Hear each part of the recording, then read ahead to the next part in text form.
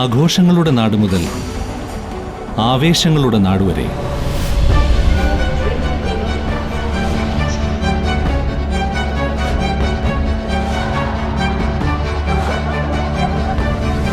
ഇരുപത്തിയാറ് വർഷങ്ങളുടെ വിശ്വാസം, 54-ലധികം വിജയകരമായ പ്രോജക്റ്റുകൾ. ഒറ്റയ്ക്കല്ല, ഒന്നായി ഒരുമിച്ച് ജീവിക്കാം.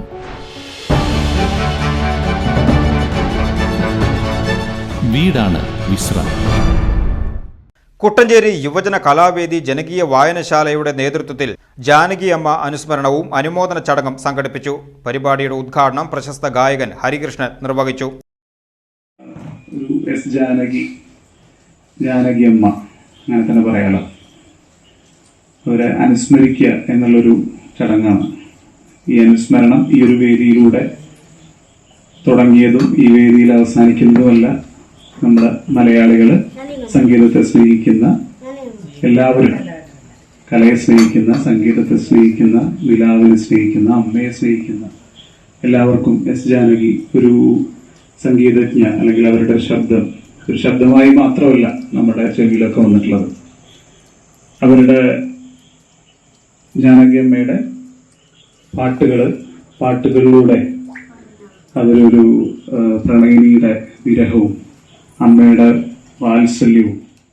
വായനശാല രക്ഷാധികാരി ഡോക്ടർ VC ബിനോജ് ചടങ്ങിൽ അധ്യക്ഷത വഹിച്ചു. പ്രശസ്ത സംഗീതജ്ഞ ചാക്യാർ മഠം ജലജ ടീച്ചർ മുഖ്യപ്രഭാഷണം നടത്തി.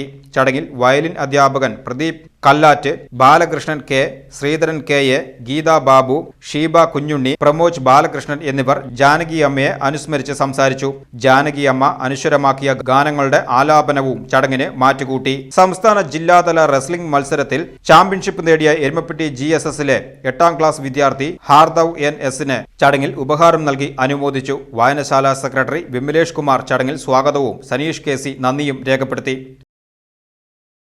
പോലെ വർണ്ണത്തുടി പോലെ മയങ്ങൂ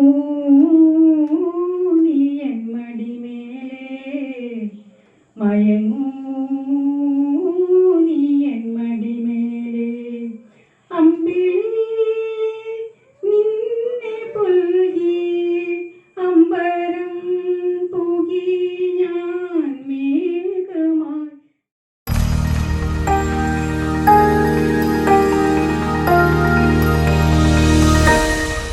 You are watching VCV News.